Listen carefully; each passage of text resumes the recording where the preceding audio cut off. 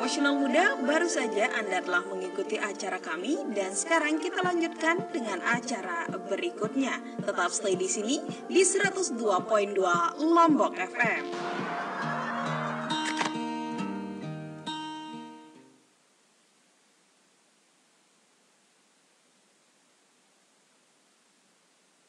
Bismillahirrahmanirrahim. Assalamualaikum warahmatullahi wabarakatuh. Alhamdulillahirrabbilalamin. Wassalatu wassalamu ala asrafil anbiya wal mursalin Sayyidina Muhammadin wa ala alihi wa sahbihi ajma'in, amma ba'du. Baiklah anak-anakku sekalian, kita belajar pendidikan agama Islam dengan tema perilaku bersih dan sehat. Sebelum kita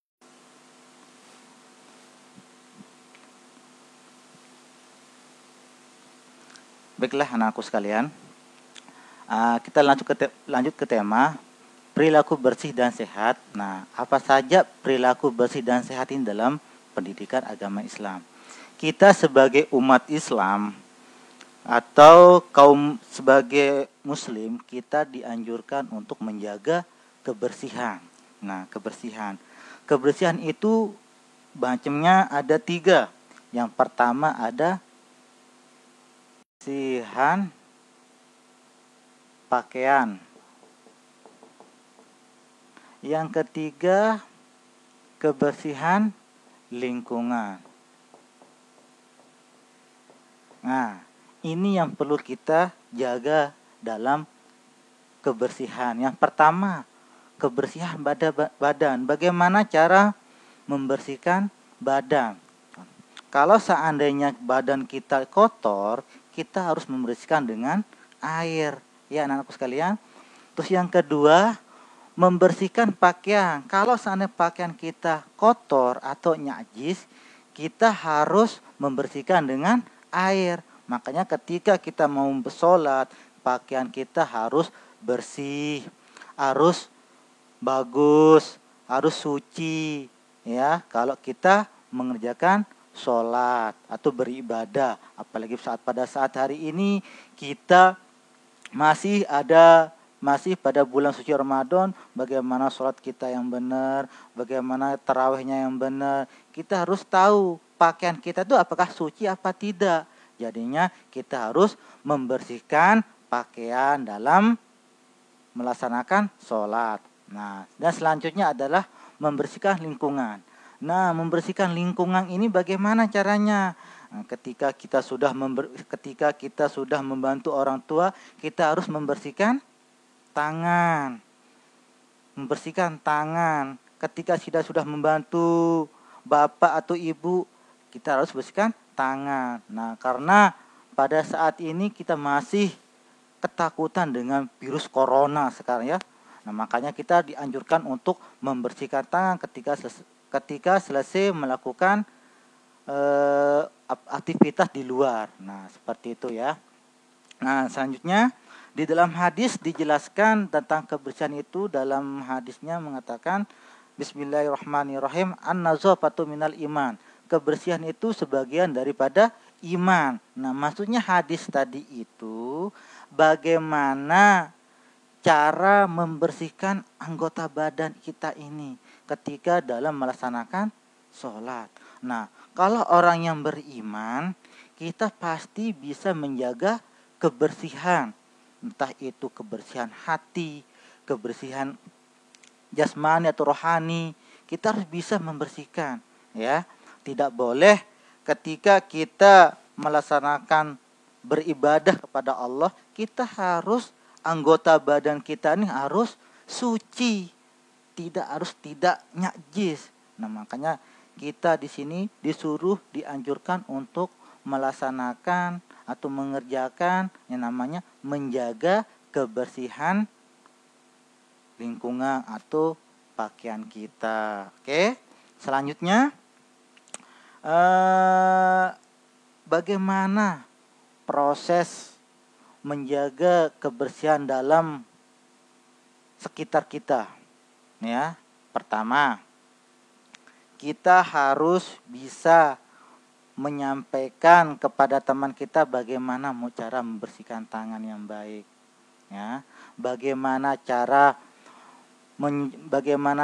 mencuci tangan yang baik, bagaimana cara memberikan contoh kepada orang tua yang sudah tua, ya. Oke. Nah, sampai di sini dulu, kita lanjutkan setelah pesan-pesan berikut ini.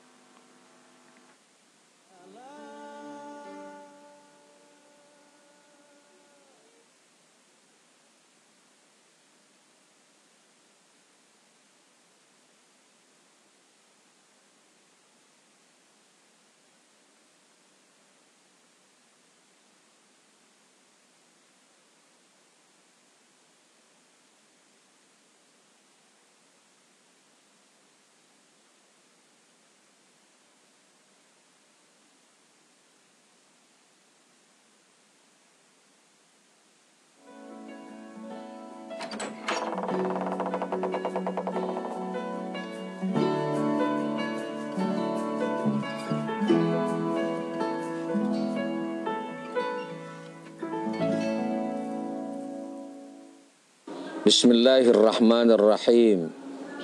Assalamualaikum warahmatullahi wabarakatuh. Nini mami, bapak-bapak, ina ama, tua sai, sanak bije, ari kakak, semeton jarin tiang senamian, keluarga masyarakat Lombok Tengah yang kami muliakan, kami hormati, kami cintai, kami kasihi, dan kami sayangi. Di tengah situasi dan kondisi dunia, termasuk juga negeri dan daerah kita tercinta, yang saat ini sedang dikaruniakan ujian berupa wabah penyakit menular yang sangat berbahaya dan menakutkan ini. Saya Haji Muhammad Suhaili Fadil Tahir beserta seluruh jajaran dan komponen pelayan masyarakat Lombok Tengah mengucapkan selamat menunaikan ibadah puasa di bulan Ramadan Karim, Ramadan yang mulia tahun 1441 Hijriah atau bertepatan dengan tahun 2020 Masehi. Teriring harapan dan doa, semoga kita semua dikaruniakan kesehatan, kekuatan, kemampuan, ketabahan, kesabaran, keikhlasan, dan keistiqomahan di dalam menghadapi ujian dan cobaan ini, serta dalam menjalankan rangkaian ibadah kita di bulan suci Ramadan ini, sehingga kita semua tergolong hamba Allah yang muttaqin. Amin. Amin. Allahumma amin. Terima kasih. Wassalamualaikum warahmatullahi wabarakatuh.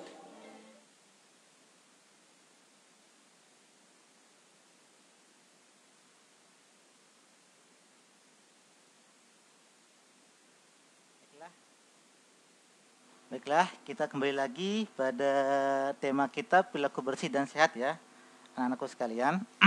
Nah, kita akan lanjut. Tema kita ini tentang menunjukkan perilaku bersih dan sehat. Nah, pertama, ya, dengarkan ya anak-anakku sekalian. Yang pertama itu anak muslim hidup bersih banyak membawa manfaat. Nah, seperti apa hidup bersih membawa manfaat? Nah, ketika kita bersih, baju kita bersih, anggota badan kita bersih, banyak teman-teman kita yang mendekati kepada kita. Kalau seandainya kita nggak bersih, nggak kotor, nggak ada yang mau mendekati pada kita. Nah, makanya kita tuh ketika kita berangkat sekolah, kita harus menggunakan pakaian yang bersih, bukan yang kotor. Kalau kita menggunakan pakaian kotor, yanda bunda di sekolah semakin senang melihatnya. Kalau ada yanda bundanya di sekolah tuh menggunakan pakai baju kotor, otomatis yanda bundanya tuh menjauh. Nah, seperti itu ya anak-anak sekalian. Nah, yang kedua yang selanjutnya adalah hidup kotor membawa penyakit. Nah, pada saat ini kita sudah menemukan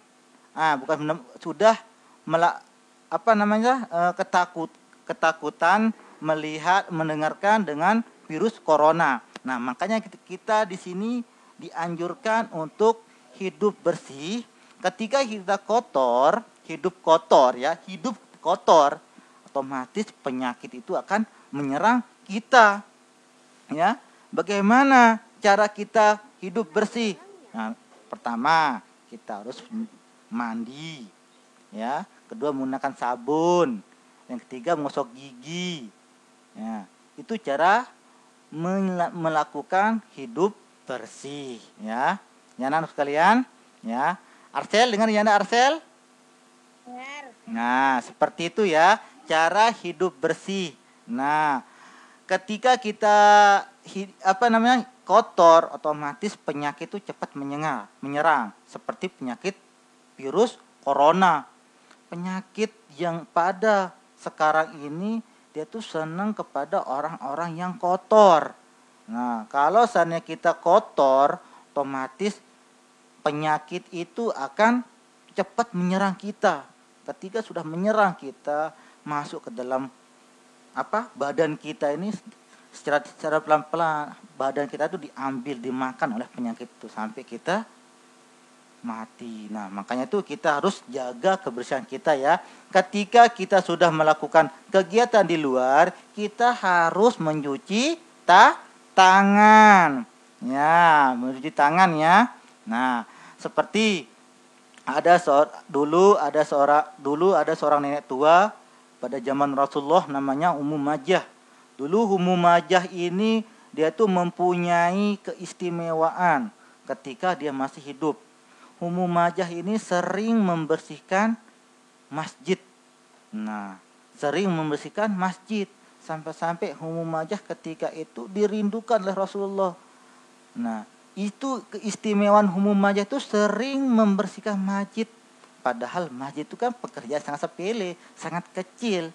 Nah, maka itu ada syair yang mengatakan lah tahtirona minal ma'rufin syai'an.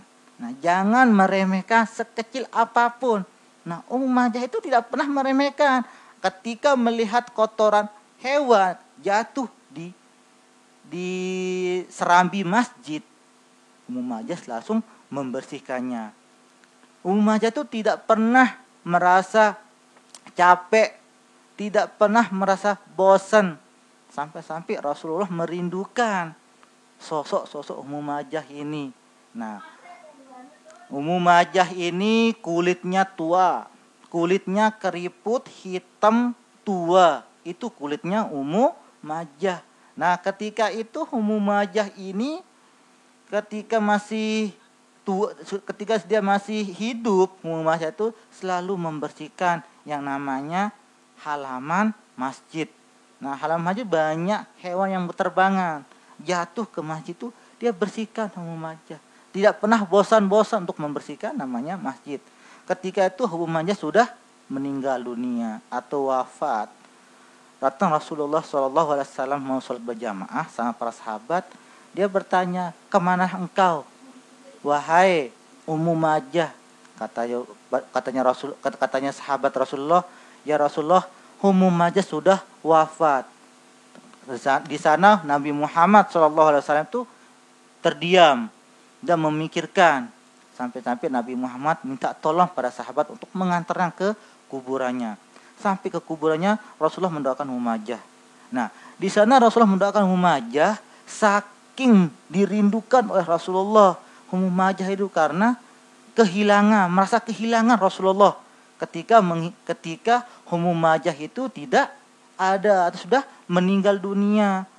Rasulullah merasa kehilangan sampai Rasulullah itu merindukan sosok Ummu Majah yang selalu mengabdikan diri kepada masjid, yang selalu membersihkan masjid, tidak pernah merasakan lelah. Nah, seperti itu. Makanya kita sebagai umat Islam, kita harus menjaga kebersihan. Nah, kebersihan apa yang kita jaga? Bagaimana cara bersiam badan, bagaimana cara membersihkan pakaian, bagaimana cara membersihkan lingkungan. Kita harus tahu, ya. Kita supaya kita dirindukan oleh Rasulullah. Besok pertama itu ketika Rasulullah SAW datang kepada orang-orang yang beriman, dia tuh pasti menanyakan bagaimana tata cara yang benar sholatnya. Apakah benar enggak sholatnya? Cara bersucinya. Kalau masih ada salah cara bersuci, otomatis besok ketika itu yang pertanyaan ditanyakan ketika kita sudah meninggal dunia. Dulu ada seorang sahabat tidak pernah membersihkan anggota badannya ketika sudah membuang air kecil atau hadas kecil. Tidak tahu cara membersihkannya seperti apa. Sampai ketika dia di dalam kubur, ketika dia sudah meninggal dunia, si sahabat yang meninggal ini, dia tuh merasa kepanasan di dalam kubur. Nah, sampai Rasulullah lagi lewat dari samping kuburan itu, dia ditanya oleh mendengarkan seorang nenek tua yang nangis di dalam kuburan.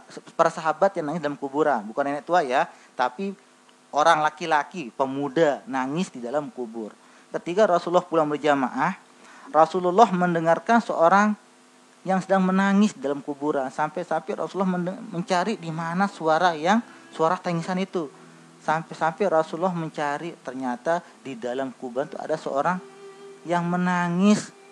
Kenapa menangis? Karena ketika dia masih hidup tidak pernah benar cara membersihkan anggota badannya, apalagi hadas kecilnya. Nah, sampai Rasulullah itu mendoakan si mayat ini yang sudah meninggal.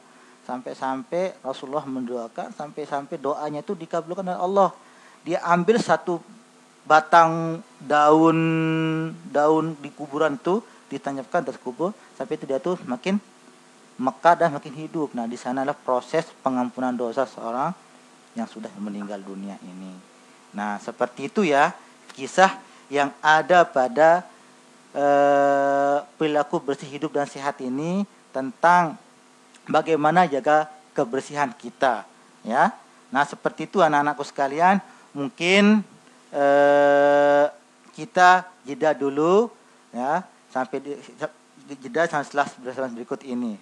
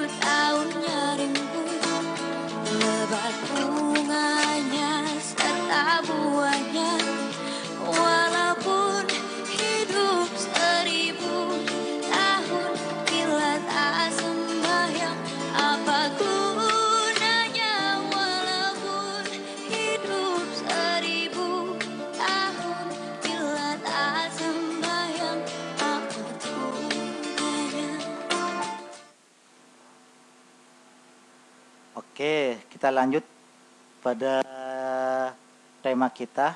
Nah, tentang membersihkan badan ini ada dua ya. Yang pertama, hadas kecil. Nah, seperti apa hadas kecil itu? Ada yang tahu hadas kecil seperti apa? Ada yang tahu? Arsel, seperti apa hadas kecil, Arsel?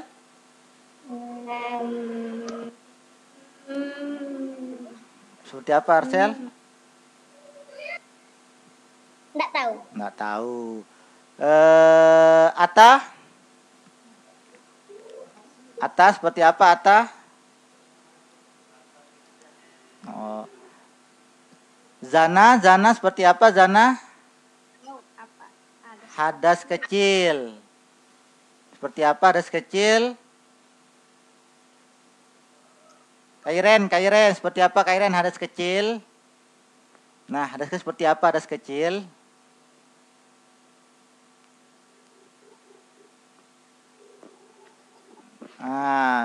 Oke. Hadas kecil itu ya, hadas kecil itu seperti kita lagi buang air kecil atau lagi pipis. Itu namanya hadas kecil. Nah, bagaimana cara mensucikan hadas kecil?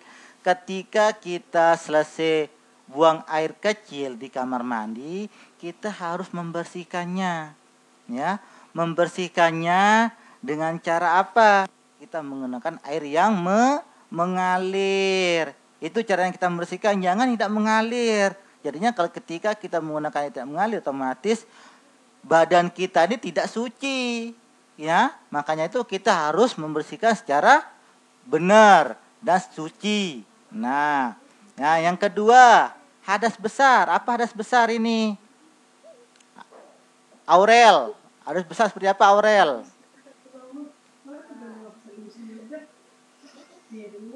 Nah, hadas besar ini seperti kita membuang air besar ya di kamar mandi itu. Itu bagaimana cara membersihkannya? Kita harus menggunakan air yang mengalir. Seperti itu ya cara kita membersihkan hadas kecil dan hadas besar. Nah, kalau seandainya pakaian kita kena dengan pupnya hewan, apakah suci apa tidak? Bersih apa tidak? Bersih apa tidak? Tidak bersih. Kalau seandainya Kairen lagi sholat ternyata ada cicak lewat tepluk nyampe ke tempat sujudnya. Apakah suci apa enggak tempat sujudnya? Tidak. Kenapa tidak suci? Kenapa tidak suci? Karena sesuatu yang keluar dari hewan itu najis, walaupun emas yang keluar dari pupnya hewan itu tetap tidak suci. Ya, paham? Nah, makanya tuh ketika kita sholat kita harus melihat apakah pakaian kita suci, songkok kita suci, sarung kita suci, sejadah kita suci apa tidak. Kita lihat, kalau seandainya kita suci, semua yakin semua itu suci, kita akan melaksanakan ibadah sholat itu tenang. Ya, paham? Paham Queen? Airen? Ya, seperti itu ya. Nah, selanjutnya terus membersihkan lingkungan. Nah, sekarang yang Anda tanya lagi. Kemarin saya lihat di sekolah, pas kita masuk sekolah masih ada anak-anak yang tidak menjaga kebersihan. Ya, masih ada di dalam kelas itu ada sirakan buku. Itu harus kita jaga. Kita jaga bersihan itu. Kita harus jaga kebersihan itu ya. Kalau kita jaga kebersihan, hati kita bersih, iman kita juga ikut bersih. Nah, ketika sudah bersih semuanya, otomatis kita sehat. Nah, sehat itu ada dua. Ada sehat jasmani dan sehat rohani. Kalau sehat jasmani, apa sehat jasmani Arsel? Sehat jasmani Arsel apa? Sehat jasmani itu apa Arsel? Sehat jasmani. Sehat jasmani itu adalah yang nampak ya. Yang nampak, yang mana yang dikatakan nampak ini? yang nampak. Kalau seandainya tangannya Arsel luka, makanya tuh tidak sehat tangannya. Nah, ya, tidak sehat. Atau Kairen pernah membantu ibunya masak, ternyata luka, tidak sehat tangannya. Itu namanya sehat jasmani. Tahu? Tahu Arsel? Ya. Nah, itu sehat jasmani, oke? Yang kedua, sehat rohani. Nah, seperti apa sehat rohani? Seperti apa sehat rohani? Arsel.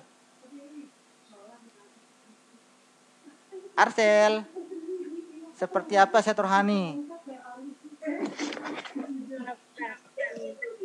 Nah, sehat rohani itu seperti yang tidak nampak.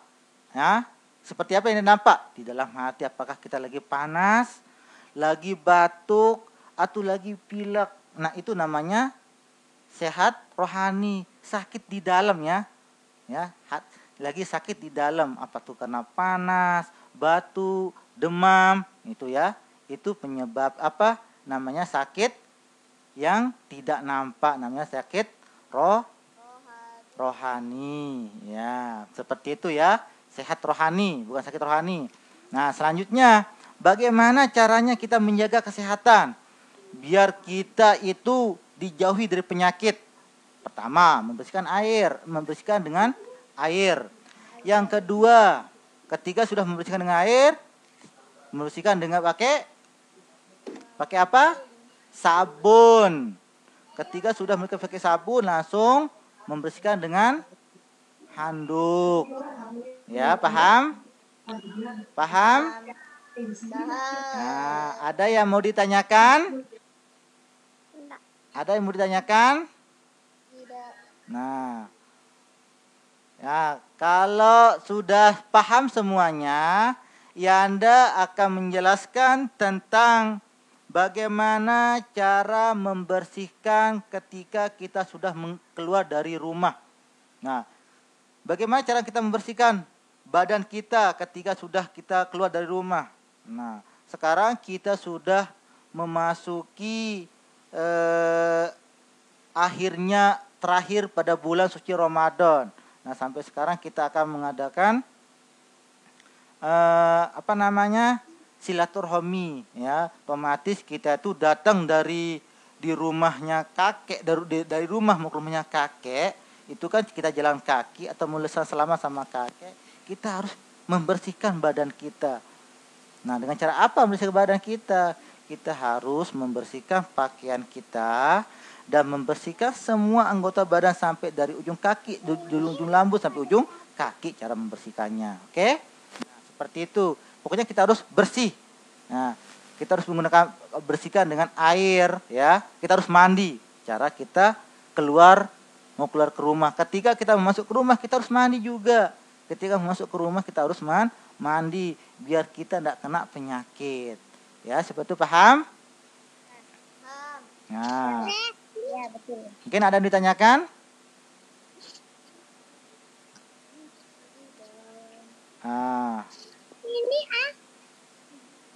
Ini kan Itu ada apa maksudnya? Apa itu?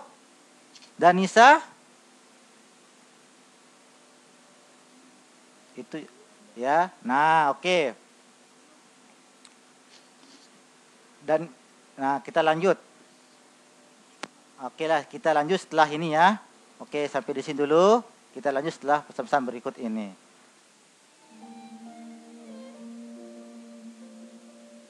Di setiap nafas, di segala waktu, semua bersujud memuja asmamu. Kau yang selalu terjaga, yang memberi segala.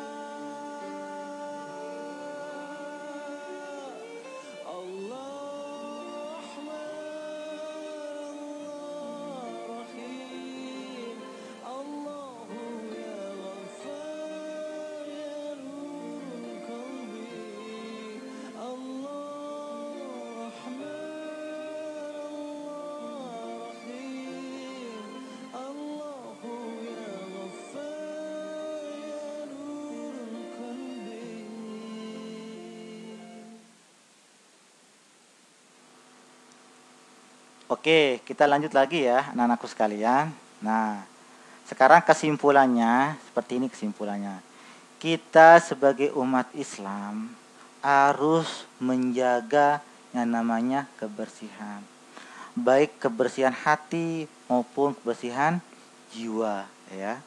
Nah, makanya itu kita sekarang dianjurkan untuk menjaga kebersihan. Sekarang ada penyakit yang menyebar pada seluruh dunia, yaitu penyakit virus corona. Makanya kita dianjurkan untuk membersihkan.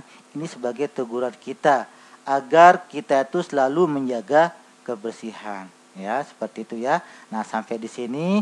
Besok kita lanjutkan kurang lebih. Assalamualaikum warahmatullahi wabarakatuh.